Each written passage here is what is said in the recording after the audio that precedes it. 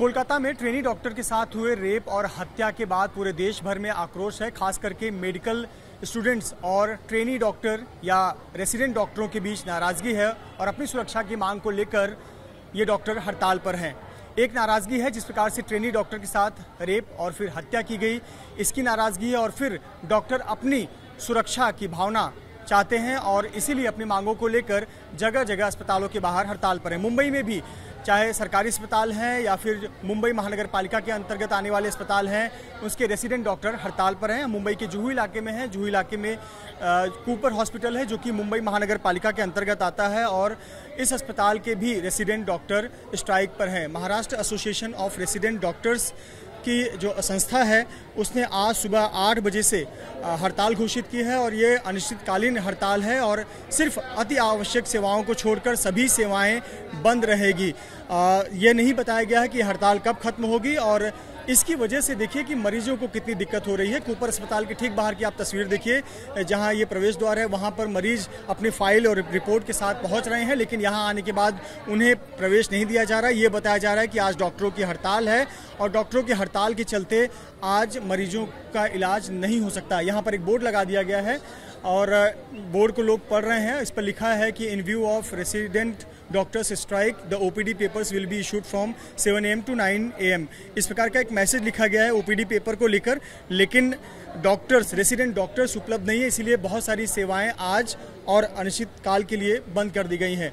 जिस प्रकार से कोलकाता में ट्रेनी डॉक्टर के साथ रेप की घटना हुई और फिर हत्याकांड की घटना सामने आई, इससे डॉक्टरों में नाराज़गी है और महाराष्ट्र के तमाम जो रेसिडेंट डॉक्टर हैं, ट्रेनी डॉक्टर हैं, वो हड़ताल पर हैं और अपनी नाराज़गी व्यक्त कर रहे हैं। मुंबई की अगर महानगर पालिका बीएमसी के अंतर्गत चलने वाले 4 बड़े अस्पताल केईएम अस्पताल, कूपर अस्पताल, नायर अस्पताल और सायन अस्पताल की बात करें तो इस अस्पताल के रेसिडेंट डॉक्टर स्ट्राइक पर हैं। आज सुबह 8 बजे से ये डॉक्टर स्ट्राइक पर हैं।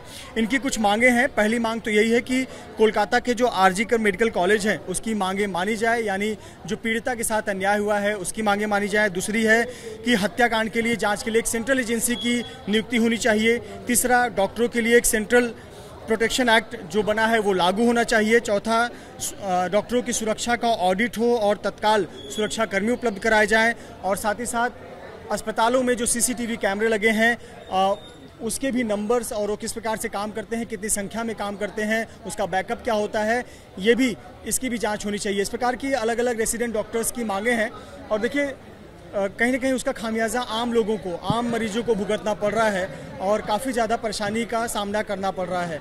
क्या हुआ अंकल जी, कहाँ से आए हैं? सारगांव से। क्या दिक्कत है? मेरे को ब्लड प्रेशर और डायबिटीज़ का है, हर महीने दवा लेना पड़ता है जी, इसलिए मैं हर महीने आता हूँ। आज आए तो क्या यहाँ पर बोल रहे हैं? आज आए तो क्या ये सब हड़ताल चालू है ना, लगता है। हाँ, इसलिए कुछ दवा मिलेगा क्या नहीं मिलेगा पता नहीं, कोई जानकारी नहीं। ठीक है, कहाँ से आए अब? बोरे से। क्या दिक्कत हो गई? मेरे को कमर में दर्द है, रिपोर्ट दिखाने का था। बुलाया गया था, डॉक्टर ने बुलाया था? हम बुलाया था। तो यहाँ आने के बाद क्या पता चला? वो बोले छोड़ ही नहीं रहे तो कैसे। कुछ पता चला क्या हुआ है? डॉक्टरों के स्ट्राइक के बारे में बोल रहे हैं। उसने अभी बोर्ड भी लगाया, फिर क्या क्या बोल सकते हैं। मरीजों को इस बात की जानकारी नहीं है कि आखिर क्या हुआ है, किस वजह से अचानक ये हड़ताल पर चले गए। लेकिन बहुत सारे मरीज हैं जो दूर दराज से सुबह सुबह यहाँ पर पहुँचे और यहाँ पहुँचने के बाद उनको प्रवेश नहीं दिया जा रहा है। आंटी जी, क्या हो गया, एक दिक्कत? दिक्कत ये 15 दिन पहले हम लोग गया था ऑपरेशन करके, अभी दर्द कर रहा था, मैं वापिस आया डॉक्टर के दिखाने के लिए। डॉक्टर बुलाए थे? तकलीफ हो रही थी, आप आए? बुलाए थे 16 तारीख का। अच्छा। अभी बीच में 6 दिन से दर्द हो रहा है। अच्छा, इसलिए हम लोग आए डॉक्टर से मिलने के लिए, जो अगर काट के अगर ये करेगा तो फिर। आज तो आपको पता चला होगा कि डॉक्टरों की हड़ताल हो गई। अभी यहाँ आई हूँ तो मालूम पड़ा है।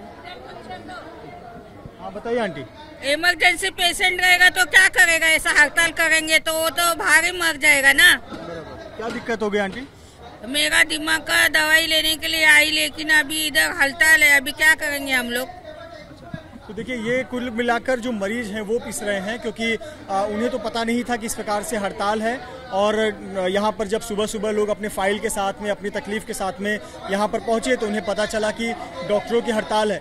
सामने देखिए 2-3 सिक्योरिटी गार्ड हैं जो लगातार लोगों को बता रहे हैं कि डॉक्टरों की हड़ताल है, अंदर प्रवेश नहीं दिया जाएगा, पर उन्हें भी इस प्रकार से लोगों के जो दिक्कतें हैं उनको सुनना पड़ रहा है। कुछ बहस भी हो रही है।